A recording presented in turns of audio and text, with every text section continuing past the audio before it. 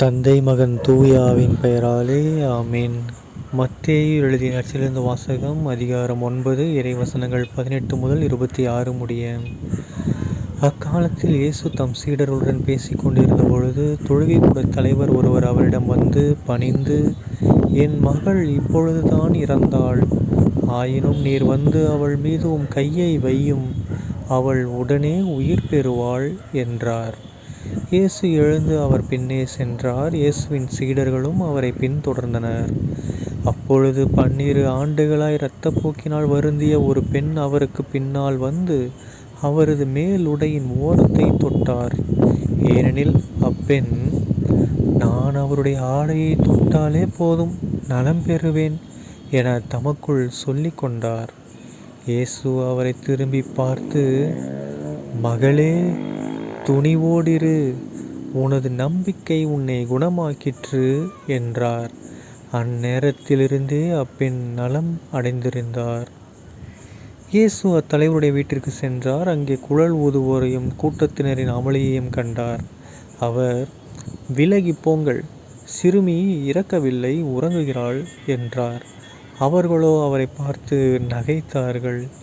அக்கூட்டத்தினரை வெளியேற்றிய பின் அவர் உள்ளே சென்று சிறுமியின் கையை பிடித்தார்.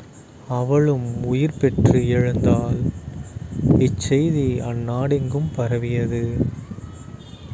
ஆண்டவரின் அருள்வாக்கு. கிறிஸ்துவே உமக்கு புகழ்.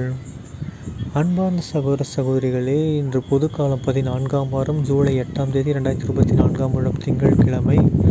இந்த நிகழ்ச்சியில் பாருங்கள், நம்ம இயேசு கிறிஸ்து ஆண்டவர் 2 மாபெரும் உன்னதமான வித்தியாசமான ஒரு நிகழ்வை ஒரு அதிசயத்தை மேற்கொள்கிறார். ஆனால் 2 அதிசயத்துலேயும் ஒரு பொதுவான ஒன்று இருக்குது. என்னது?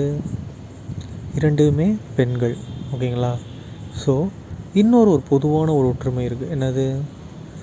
2 பேருமே எதேர்ச்சியாக நடக்குது. ஓகேங்களா? ஏன்னா ஏசப்பாங்க தனியாக இருக்கார். அப்போ இந்த குட்டி பாப்பா இறந்துருச்சு. அதனால அவங்க அப்பா என்ன கேட்குறாரு, என் குழந்தைய காப்பாற்றுங்க கேட்குறாரு. இன்னொரு அம்மா, 2வது புதுமை என்னது? அந்த அம்மாவுக்கு இரத்தப்போக்கு.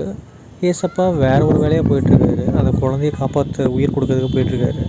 அப்போ இந்த அம்மா குறுக்கால டச் பண்ணி இந்த அம்மா ஹீல் ஆகிட்டாங்க. ஓகேங்களா? குணமடைஞ்சிட்டாங்க. ஸோ டோட்டலாக அப்படி இப்படின்னு பார்க்கும்போது இந்த நற்செய்தி மூலமாக பெண்களும் என்ன பண்ணியிருக்காங்க, தன் நம்பிக்கையோடு இருந்திருக்கிறாங்க அந்த காலத்தில். ஏன்னா இயேசுவின் சீடர்கள் 12 பேர் யார்? ஆண்கள் தான். சுற்றி ஆண்களே தான் இருப்பாங்க. அதனால் பெண்கள் உள்ளார வர்றதுக்கு கொஞ்சம் யோசிப்பாங்க. அதனால் அதுவும் அந்த காலத்தில் பெண்களை ரொம்ப கட்டுக்கோப்போட ஒரு மாதிரி தான் பார்த்துட்டு இருந்தாங்க. அப்படி இருக்கும்போது ஏசப்பா பெண்களுக்கும் ஒரு முக்கியத்துவத்தை கொடுக்குறாரு. ஓகேங்களா? ஸோ இதை கேட்குற பெண்களாக இருந்தால் அவங்களுக்கும் ஏசப்பா அழைப்பு விடுக்கிறார். நீயும் பல வியாதியால் துன்பப்படுற, எத்தனை 12 வருஷமாக இரத்தப்போக்கினால் இருந்த பெண்ணாக இருக்க, நீ இவ்வளோ கொடூரமாக இருக்க, நீ உன்னோட வாழ்க்கையில் நீ இறந்தே போயிட்ட. அப்படிப்பட்ட பெண்களாகிய அனைவரையுமே ஏசப்பா அழைக்கிறார். வா, வந்து என்னுடைய குணமளிக்கும் அருளை பெற்றுக்கொண்டு போ அப்படின்னு கூப்பிடுறாரு. ஓகேங்களா? ஸோ எல்லோரும் என்ன பண்ணுங்க, போயிட்டு ஏசப்பா காலை பிடிச்சி சர்ச்சில் போயிட்டு அழுது மன்னிப்பு கேட்டு மன்றாடுங்க. எப்படிப்பட்ட நோய், இப்போ பெண்களுக்கு இருக்கிறது பெரிய நோய் என்னது? இந்த மாதிரி இரத்தப்போக்கினால் வர நோய் ஒன்று. ஓகேங்களா? அதே மாதிரி உயிர் போகிறது ஒரு நோய். ஓகேங்களா? ஸோ இவ்வளோ பெரிய வித்தியாசமான நோய்களை ஒரே வார்த்தை, அவர் செத்து போனதை பாருங்களேன், சும்மா கையை வச்சு தூக்குனார், குணமடைஞ்சிட்டாங்க. ஓகேங்களா? ஸோ உங்களுக்கு இருக்கிற நோயெல்லாம் வேறு விஷயமே கிடையாது. ஸோ உச்சக்கட்டமான இறப்பையே அவர் தாக்கிட்டார். ஓகேங்களா? ஸோ உங்களுக்கு என்னென்ன நோய்கள் இருந்தாலும் சரி, என்ன பண்ணுங்கள், போயிட்டு ஏசப்பாக்கிட்ட போய் வேண்டுங்க. அதே மாதிரி இதை கேட்குற ஆண்கள் உங்கள் வீட்டில் இருக்கிற பெண்களுக்காக வேண்டுங்க.